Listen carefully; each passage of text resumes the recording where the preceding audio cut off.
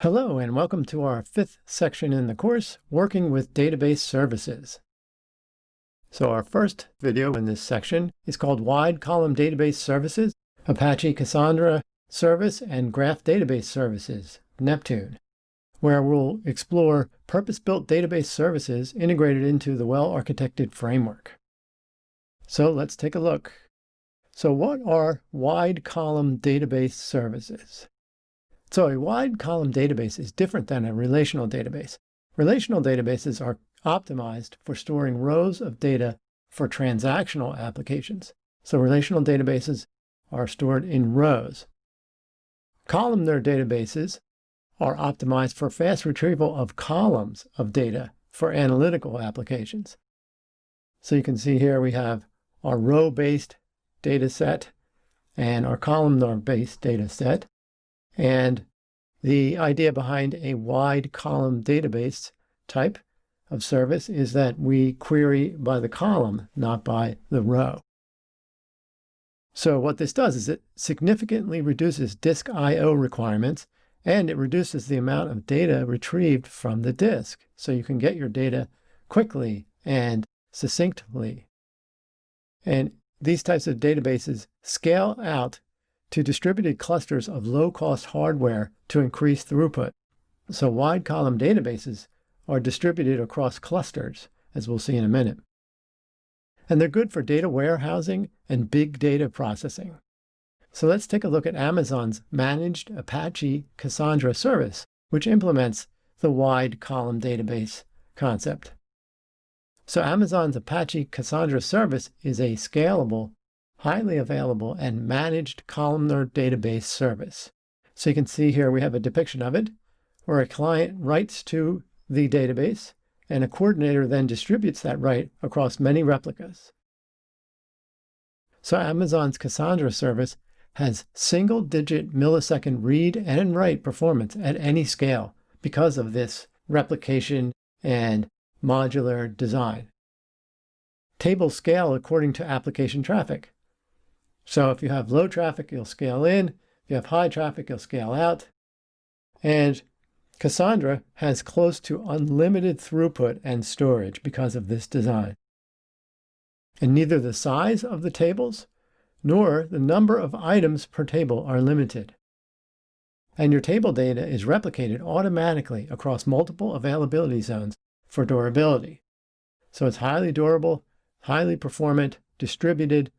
It's a database that's used for these types of use cases, where you have writes greater than reads by a large margin, and you have read access via known primary key, and data can be partitioned by a key so that the database can be spread evenly across multiple nodes. So here we depict a 3-node cluster and a basic design of how these clusters work. And there's no need for joins or aggregates. All right, so that was our discussion of columnar databases or wide column databases and Amazon's service for wide column databases. Now let's talk about graph databases. So graph databases rely on relationships between data that are as important as the data itself. So here you can see we have a depiction of the concept of a graph database where we have groups, and those groups are associated with each other, and they're associated by whether they know each other, similar to what you might find in a database that's used in a social media application. So we store data without restricting it to a predefined model in a graph database. And we store connections alongside the data in the model. So it's different than a relational or even a columnar database where we have our connection information stored alongside the data itself. We can rapidly traverse millions of connections per second per core. So the database has many cores.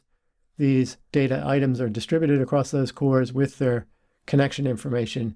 And because of the way the data is structured, we can traverse connections very quickly.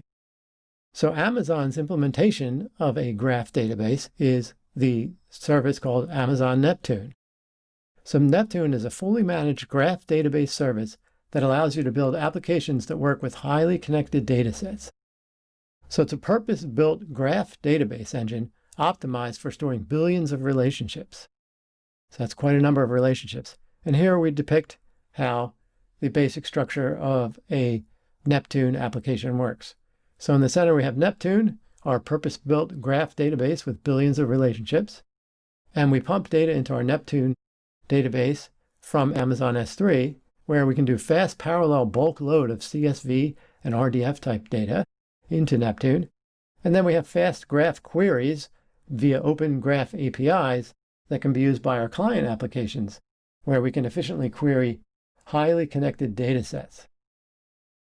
So we can query the graph within milliseconds latency, very, very fast queries, even with billions of relationships. And Neptune also has read replicas, point-in-time recovery, continuous backup to S3, and replication across multiple AZs. Typical use cases for Neptune are recommendation engines, fraud detection, knowledge graphs, drug discovery, and network security.